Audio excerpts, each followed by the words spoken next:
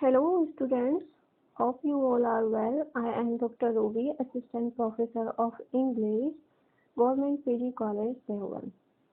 In today's lecture, we will discuss about the epic. What is an epic?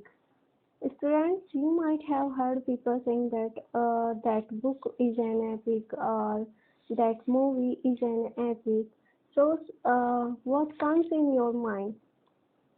Definitely, you will think of in high manner of that particular movie or a book, right? So, in its strict sense, the term epic or heroic poem is applied to the work that meets at least the following criteria or conventions.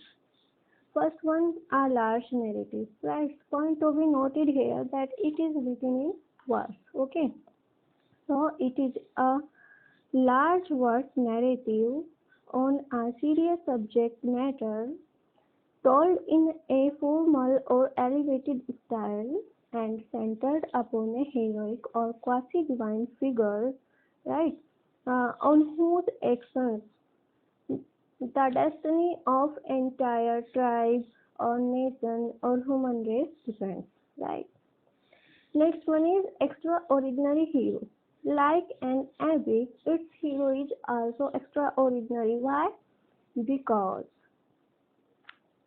the entire narrative focused on the exploits of an epic hero or quasi-divine figure, or we can say demigod, who represents the cultural values of a race, of a religious group, or of a nation, right? Why he is extraordinary? Because his success or failure determines the fate of entire people or a nation, right? Next one is the vast setting, right? The action takes place in a vast setting. It covers a wide geographical area, and the setting is frequently set sometime in past or remote remote past, or we can say distant past, right. Next one is the poem begins with the invocation of a muse, right. As you find, all epics are begins with an invocation of a muse, right. The narrator begins the narrative by stating his argument, or we can say epic theme, or invokes a muse or any other guided spirit for which to inspire him in his great undertaking, then addresses to the muse the epic question, the answer to which inaugurates the narrative in a proper manner, right. Next one is the narrative starts in medias res. It's a term, medias res, which means in the middle of the thing, right, at a critical point in the action, right.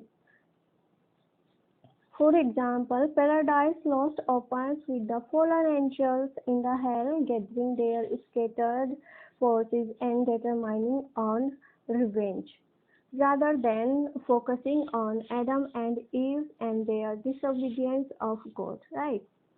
Next one is the epic contains long catalogue of heroes or important characters. As you know very well that uh, there are lots of heroes or lots of important figures in epic, in an epic. Sorry. Uh, so there are a huge catalog, we can say, of heroes or important characters, especially focusing on high-born kings or great warriors rather than peasants or commoners. They were presented in formal details, right? As in Milton's description of procession of fallen angels in Book First of Paradise Lost, right? Next one is use of epic similes. Okay. The epic simile employs extended similes, right, at appropriate spots of the story and a traditional scene of extended description in which the hero arms himself. Okay. These similes are too much extended similes, right? And that's why they are called epic similes. Next one is often the main protagonist undergoes a terrifying journey. Yes. Sometimes he descends into the underworld, that is the into hell or other realms of death, or several other places just like heaven, earth, etc. Apart from these, we find many supernatural things in entities in an epic. Okay, gods or supernatural beings frequently take part uh, uh, um, in an epic. So why? Because uh, their action affect the outcome. The supernatural intervention often implies two simultaneous flaws, right? Types of epic. We can categorize epic into two types: traditional epics, or we can say folk epics, or it is also called the primary epics. Why? Because traditional epics were written versions of what had originally been oral poems about a tribal or national hero during a warlike age. Among these are the Iliad and Odyssey that the Greeks ascribed to Homer. Next example is the Anglo-Saxon Beowulf, the French chanson de Roland, and the Spanish Poema del Cid. Right.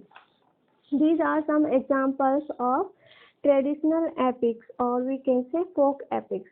Next one, literary epics. Okay, on the other hand, literary epics were composed by individual poetic craftsmen in a deliberate imitation of the traditional form. For example, Virgil's Aeneid, which later provides the model for uh, John Milton's Paradise Lost, and in Romantic era, Paradise Lost became a model for John Keats' fragmented epic Hyperion and several other of William Blake's poems or epics, prophetic poems, just like, for example, the Four Jews, Milton, Jerusalem, etc.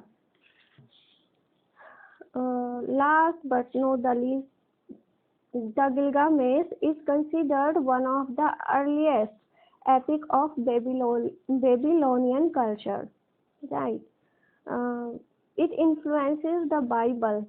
We can see its influence on Bible also. Right. The epic was ranked by Aristotle as secondary only to tragedy, but later on, according to many Renaissance critics, it was the highest of all genres. Hope this thing will now clear to you. So see you in my next video. Thank you so much for bearing me patiently.